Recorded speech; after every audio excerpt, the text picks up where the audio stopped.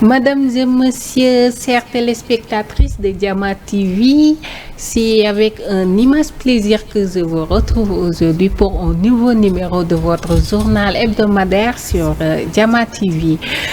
Commençons l'actualité de la semaine avec la célébration de la Tabaski. Le président de la République, son Excellence, Monsieur Bassirou Diomaye Faye, a accompli la prière de l'Eid el-Kébir à la mosquée de Dakar en présence de l'imam ratib des autorités religieuses et une grande foule.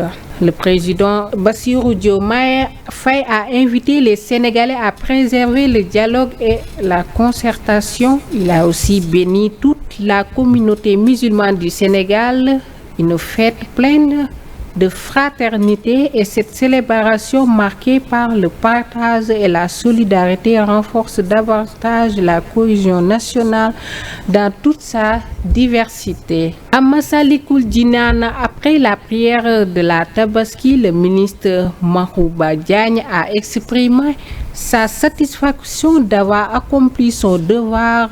Djawrin Madiou Faye a invité les fidèles à garder la foi en Dieu et à faire preuve de patience.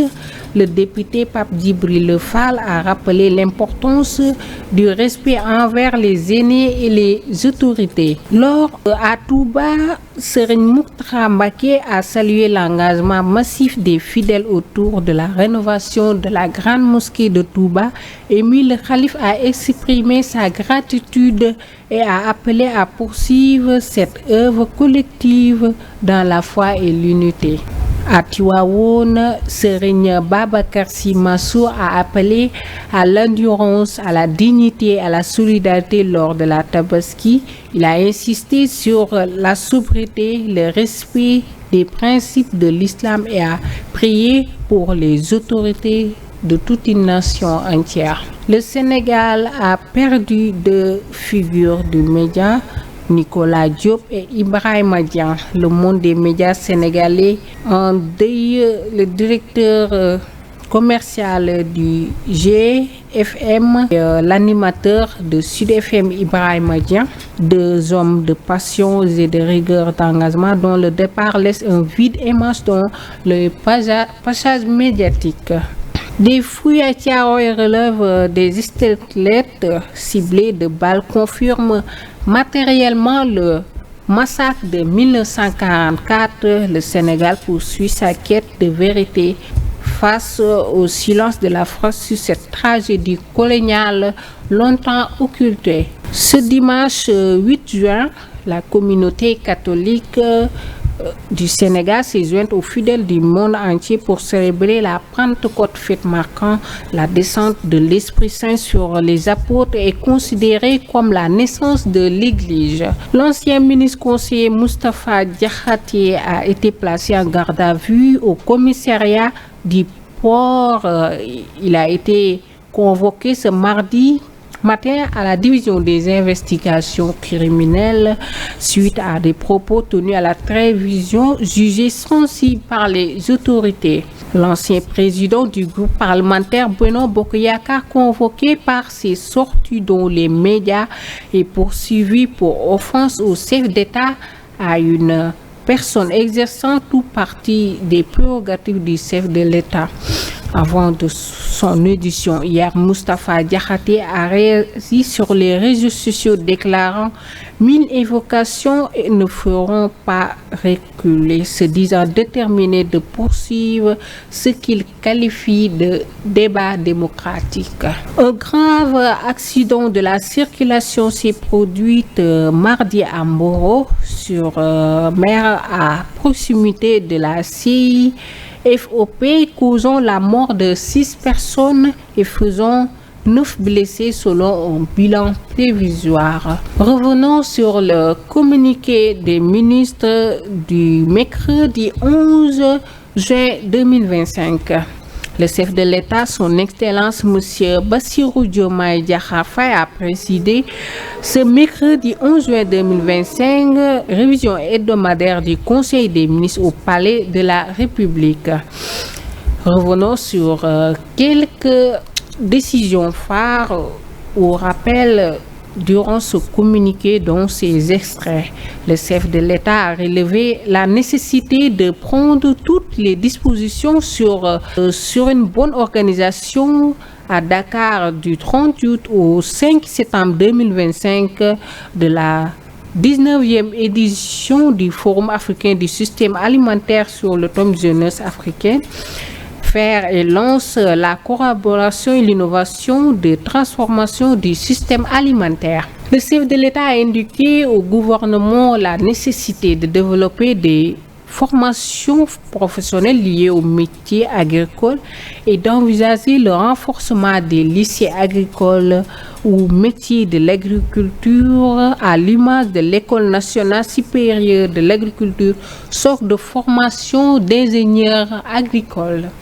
Le chef de l'État a demandé au gouvernement de poursuivre les concertations régulières avec les acteurs de la pêche industrielle ainsi que les scientifiques et les chercheurs en vue d'une maîtrise stratégique des zones de pêche et des ressources halieutiques et fonds marins dont le respect de la loi réglementaire et des conventions internationales en la matière. Le président de la République a informé le Conseil qu'il participera du 17 au 19 juin à New York à la conférence de la Palestine et prendre part du 22 juin 2025 à Abidjan au sommet de la CBAO. Le chef de l'État a rappelé à l'urgence de développer un programme spécial de renforcement de l'aménagement agricole et d'actualiser les lettres de mission de la Société nationale d'aménagement et d'exploitation des terres du delta du fleuve Sénégal, des vallées du fleuve Sénégal et de la Société de développement agricole industriel du Sénégal, Sodagri, et des terres du delta du fleuve Sénégal, de la vallée du fleuve Sénégal, de la Falémé, SAD et de la Société de développement des fibres textiles, Sodefitex. Le chef de l'État a demandé au gouvernement, notamment au ministre chargé de l'agriculture et du ministre chargé des Finances, d'accélérer les modalités de mise en disposition de semences, d'engrais et de matériel agricole sur l'étendue du territoire national. Le chef de l'État a invité le gouvernement à accentuer les efforts de relance d'extension du domaine agricole communautaire, mais aussi des agropoles dont l'implémentation effective dans les sites dédiés dont faire l'objet d'un suivi dans le cadre de monitoring de l'agenda national de transformation. Le chef de l'État a magnifié l'exemplarité du dialogue interreligieux au Sénégal et a demandé au gouvernement de mobiliser les moyens adéquats en vue d'accompagner aux mieux modernisation des sites religieux ainsi que l'exercice du culte à l'étendue du territoire national.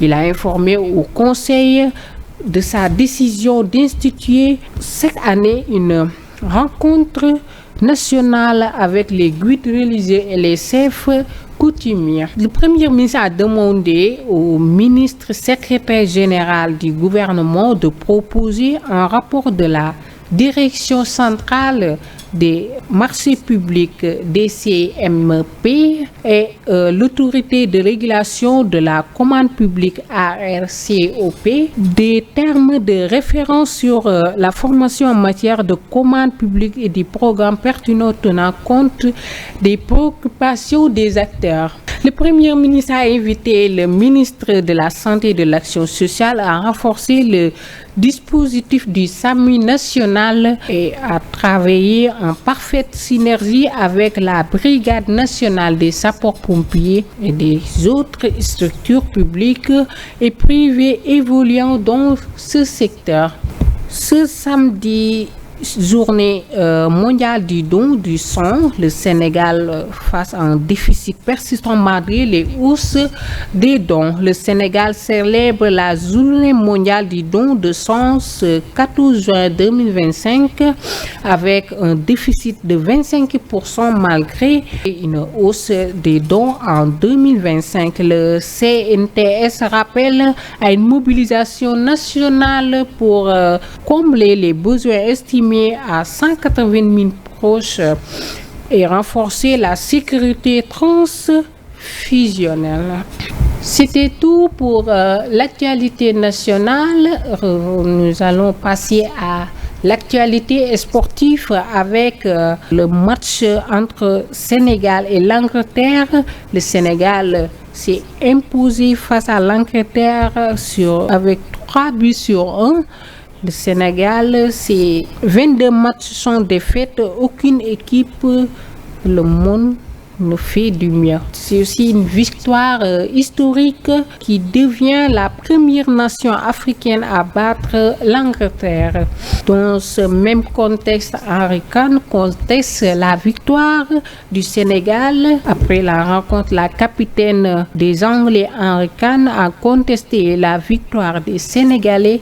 Pour lui, les trillions perdu cause du but du 2 injustement annulé. Si on connaissait les règles, ce n'est pas une faute de mais cela nous aurait permis de revenir sur les matchs de 2-2 et nous aurons peut-être gagné le match. C'est donc un moment important, a déclaré le buteur de Bayern Munich sur ETV, un avis que partage l'ancien attaquant de l'Angleterre d'Arsenal.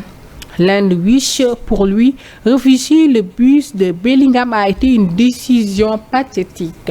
Sur l'actualité culturelle, revenons sur le court-métrage Patience, nouveau clip de Désé Sinek qui narre l'histoire d'une jeune Sénégalaise exilée habituée par des souvenirs d'un projet poétique engagé, tourné au Sénégal avec le soutien d'Omar Sy, que France 24 a raconté à l'occasion de la première grande Rex. Sur l'actualité internationale, nous allons revenir sur les crashs du vol d'Air Indien 770 à Ahmedabad. Une personne au moins a survécu. Un vol de compagnie aérienne d'Air Indien reliant Ahmedabad à Londres s'est écrasé à peu près de 18h TU ce jeudi 12 juin. L'avion impliqué est un Boeing 787 avec 242 passagers au bord qui devait en Israël. Plusieurs fortes explosions ont été entendues dans la nuit du jeudi 12 au vendredi 13 juin en Iran, notamment dans la capitale du Téhéran. Dans la foulée, des sources militaires israéliennes ont annoncé cette nouvelle. L'Iran promet à l'Israël une porte de l'enfer. L'armée israélienne a bombardé dans la nuit du jeudi 12 au vendredi 13 juin des douzaines de cibles de l'Iran, notamment des sites nucléaires et des usines de missiles basiques, et ont tué des commandants d'armée. À Gaza, les flottures pour Gaza. Greta Thunberg expulsée d'Israël. 4 Français représentés en juge après son l'expulsion israélienne. La militante suédoise Greta Thunberg est à bord d'un avion pour Suède qui lui fait l'escalade en France. Par derrière, les 6 Français arrêtés à bord du voile d'envoilé. Des frappes mortuaires continuent en Ukraine. Kiev récupère 1212 corps et soldats tués. À moins de 3 personnes ont été tuées, dont une soixantaine d'autres blessés, dont une nouvelle frappe russe sur Kiev perpétuée dans la nuit du mardi à mercredi. Chers téléspectateurs de Diama TV, merci de nous avoir suivis. C'était tout pour votre journal hebdomadaire. Merci de nous avoir suivis tout au long de ce journal. Nous vous donnons rendez-vous prochainement pour un nouveau numéro de votre journal hebdomadaire sur Diama TV. D'ici là, portez-vous bien et passez une très bonne semaine sur Diama TV.